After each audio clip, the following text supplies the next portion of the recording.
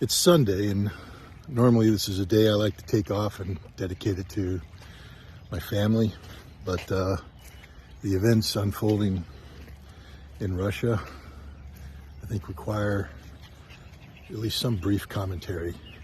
I'm referring to two events, actually. One, a Ukrainian attack on Sebastopol using U.S. supplied attacks missiles, and the second, a terrorist attack in Daghestan that appears to have all the hallmarks of Western involvement. Let there be no doubt, these are two direct attacks against Russia by proxies of the United States and of NATO.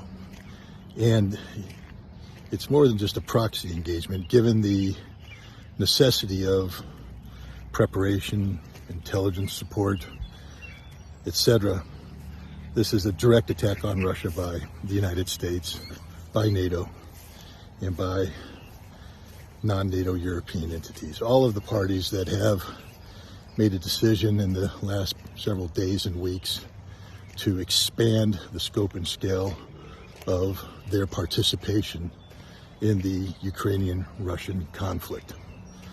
Now, some people are saying that the Ukrainians deliberately attacked a beach in Sebastopol. The evidence shows that this most likely is not the case, that 5 attacks missiles were fired, 4 were shot down.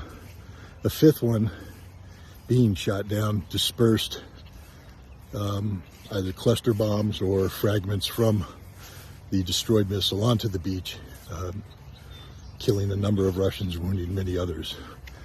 But that doesn't matter. The Ukrainians made a decision to use attacks missiles equipped with cluster munitions against a city, a civilian city. This is an act of terrorism. This is in keeping with the Ukrainian actions that have transpired over the course of the past years, where Ukraine, since 2014, has been bombarding Russian civilian sites, cities, villages, towns, for the sole purpose of inflicting death and destruction on Russian civilians. This is an act of terrorism, and given that the attacks missile cannot be deployed by the Ukrainians without extensive intelligence support by the United States, this is an act of terrorism by the United States against Russia. The same can be said about the attacks in Daghestan. These are deliberately designed to disrupt the civil life of the Russian Federation. Daghestan is part of the Russian Federation. And it's also designed to engender a split between the Muslim and non-Muslim segments of Russian society. This is a tactic that goes back to the First Chechen War and the Second Chechen War, where the CIA and other European intelligence agencies sought to split Chechnya away from the Russian Federation. That effort failed, and the effort in Daghestan will fail too. But it doesn't absolve the parties involved of their guilt in launching what is a direct assault on the Russian Federation. Now the question is, what will Russia do? Historically speaking, the Russian Federation has shown an ability to absorb provocations of this nature and remain focused on the task at hand, which of course is achieving the goals of the special military operation, the demilitarization and denazification of Ukraine.